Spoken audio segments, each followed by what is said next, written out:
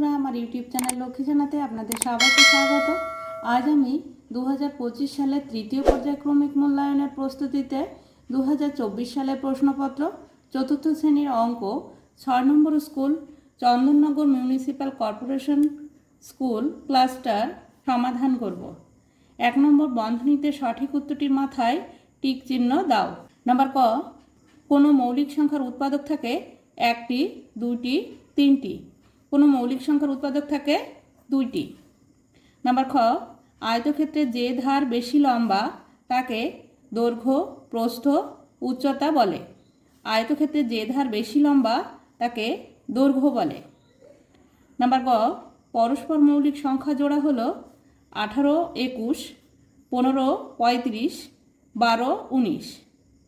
পরস্পর মৌলিক সংখ্যা জোড়া হলো 12 ও 19।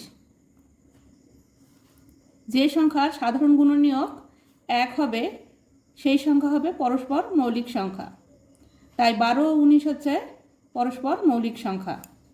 নাম্বার ঘ, মৌলিক সংখ্যা খোঁজার চালনী পদ্ধতি আবিষ্কার করেন গণিতজ্ঞ রামানুজন মেগাস্থিনিস ইরাটোস্থিনিস। নাম্বার ঙ, 7-এর একটি গুণিতক হলো 21, 22, 23, 21। নাম্বার চ, দুটি যমজ মৌলিক সংখ্যার বিয়োগফল হয় 2, 3, 4, 2।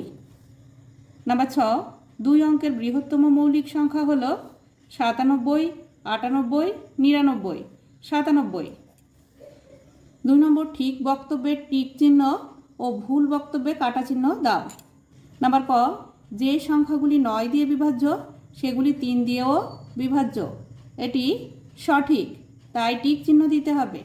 নাম্বার খ, একটি ঘনকের উদাহরণ হলো লুডুর ছক্কা।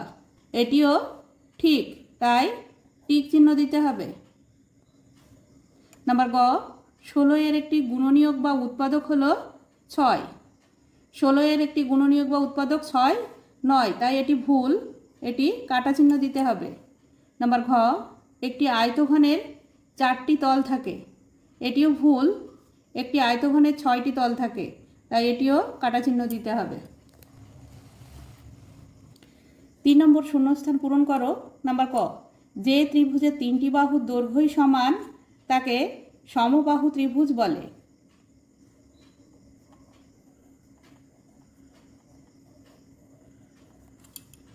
নাম্বার খ, সবচেয়ে ছোট মৌলিক সংখ্যা হলো 2। নাম্বার গ, 9-এর গুণনীয়কের সংখ্যা 3টি। 9-এর গুণনীয়ক 1, 3, 9, তাই 9-এর গুণনীয়কের সংখ্যা 3টি। নাম্বার ঘ, AS, BR, CQ, DP বিন্যাসে পরেরটি হলো ডির পরে হবে ই আর পি এর আগে হবে ও।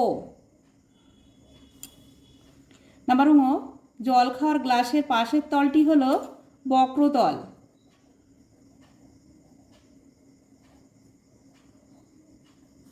চার নম্বর, নিচের প্রশ্নগুলির নির্দেশ অনুযায়ী উত্তর দাও। নাম্বার ক, 7 ছাড়া 7-এর 4টি গুণিতক লেখো।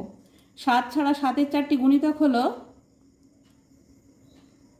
14, 3 সাথে 21, 4 সাথে 28, 5 সাথে 35।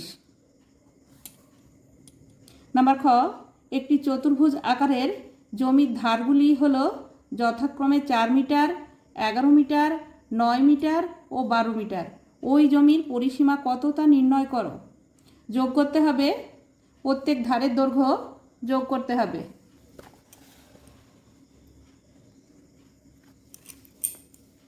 চার মিটার, 11 মিটার, 9 মিটার ও 12 মিটার যোগ করতে হবে।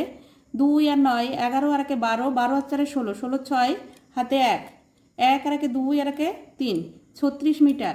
উত্তর, ওই জমির পরিসীমা 36 মিটার। নাম্বার গ, 2 জোড়া যমজ মৌলিক সংখ্যার উদাহরণ দাও। 2 জোড়া যমজ মৌলিক সংখ্যার উদাহরণ হচ্ছে 3 ও 5, 5 ও 7।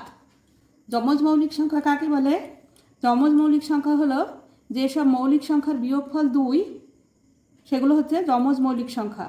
তাই 5 থেকে 3-এর পার্থক্য হচ্ছে 2 আর 7 থেকে 5-এর পার্থক্য হচ্ছে 2, অর্থাৎ বিয়োগফল হচ্ছে 2। নাম্বার ঘ, সমবাহু ত্রিভুজ কাকে বলে?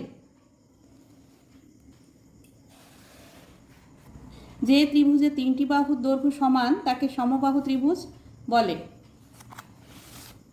5 নম্বর প্রদত্ত সংখ্যাগুলির মধ্যে মৌলিক সংখ্যায় গোল দাগ ও যৌগিক সংখ্যায় বক্স দাগ দাও। মৌলিক সংখ্যা হলো 31 ও 41।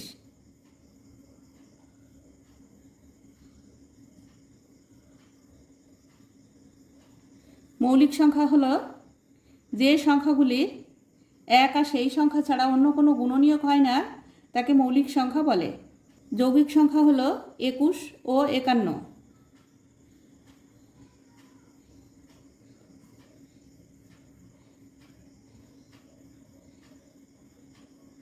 যৌগিক সংখ্যায় 2টির বেশি গুণনীয়ক থাকে। 6 নম্বর প্রদত্ত জ্যামিতিক চিত্রের কোনটিকে কি বলে? বর্গক্ষেত্র, আয়তক্ষেত্র, বৃত্ত, ত্রিভুজ, তা লেখো। নাম্বার ক, এটি হচ্ছে আয়তক্ষেত্র।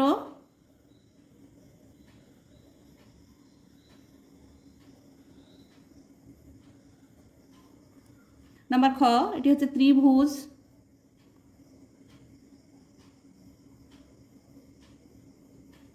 নাম্বার গ, এটি হচ্ছে বৃত্ত। নাম্বার ঘ, এটি হচ্ছে বর্গক্ষেত্র।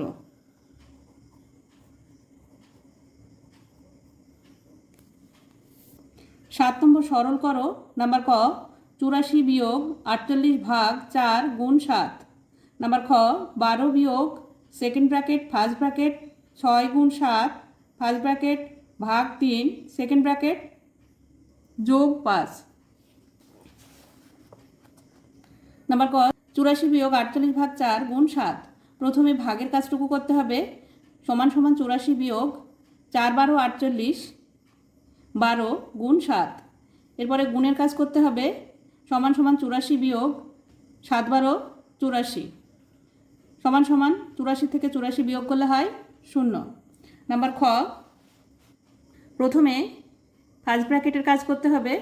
সমান সমান 12 বিয়োগ সেকেন্ড ব্র্যাকেট ফার্স্ট ব্র্যাকেট হচ্ছে গুণ 6 7 42 ভাগ 3 সেকেন্ড ব্র্যাকেট যোগ 5।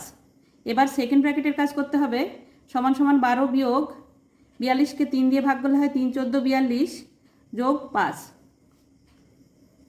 এবার অঙ্কটাকে একটু সাজিয়ে নিতে হবে। সমান সমান দিয়ে এই যে যোগ 5 আছে, যোগ 5টা প্রথমে লিখতে হবে আর বিয়োগ 14 ডান দিকে নিয়ে যেতে হবে। যোগের কাজ করতে হবে। 12 আর 5 17 বিয়োগ 14, 17 থেকে 14 বিয়োগ করলে হয় 3। সরল ফল 3। উত্তর সরল ফল 0। 8 নম্বর ছবি দেখে ফাঁকা ঘরে পরের চিত্রটি তৈরি করো।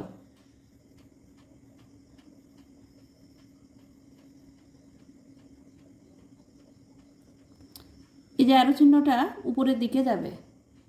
নাম্বার খ, এখানে 6টি বাহু আছে, এখানে 5টি বাহু আছে, এখানে 4টি বাহু আছে, এটা 3টি বাহু হবে। নাম্বার গ, স্টার আছে,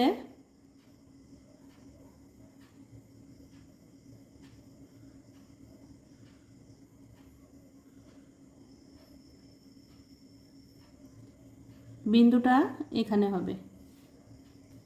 9 নম্বর নিচের প্রশ্নগুলি যথাযথ সমাধান করে উত্তর দাও। নাম্বার ক, বিশুবাবু দাবা খেলায় এক সপ্তাহে মোট 35টি ম্যাচ হেরেছেন। প্রতিদিন সমান সংখ্যক ম্যাচ হারলে একদিনে তিনি কটি ম্যাচ হেরেছেন? এক সপ্তাহ সমান সমান 7 দিন, 7 দিনে 35টি ম্যাচ হেরেছেন। তাহলে একদিনে কটি ম্যাচ হেরেছেন ভাগ করতে হবে 35কে 7 দিয়ে। এক সপ্তাহ সমান সমান 7 দিন, 7 দিয়ে 35কে ভাগ করলে হচ্ছে 35-এর মধ্যে 7 5 বার যায়, 5 7 35 বিয়োগ করলে 35-এ 35-এ মিলে গেলে 0 হয়। একদিনে তিনি 5টি ম্যাচ হেরেছেন। নাম্বার খ, পার্থ একটি সাইকেল কেনার জন্য প্রতিদিন 12 টাকা করে মাটির ভাড়ে জমা করে। 1 জানুয়ারি থেকে 31 জানুয়ারি পর্যন্ত সে মোট কত টাকা জমাতে পারল? উৎপাদকের বিশ্লেষণের সাহায্যে উত্তর দাও। একদিনে জমায় 12 টাকা, তাহলে 1 জানুয়ারি থেকে 31 জানুয়ারি পর্যন্ত 31 দিন। 31 দিনে কত টাকা জমাবে? গুণ করতে হবে 31-এর সঙ্গে 12। 31-কে 12 দিয়ে গুণ করতে হবে। 1 জানুয়ারি থেকে 31 জানুয়ারি পর্যন্ত 31 দিন। 31 গুণ 12। 12কে মৌলিক উৎপাদকে বিশ্লেষণ করলে হয় 12 হচ্ছে জোড় সংখ্যা, তাই 2 দিয়ে ভাগ করা যাবে। 6 দুগুণে 12। 6কেও 2 দিয়ে ভাগ করা যাবে। 3 দুগুণে 6। আর ভাগ করা যাবে না। 2 গুণ 2 গুণ 3 সমান সমান 12।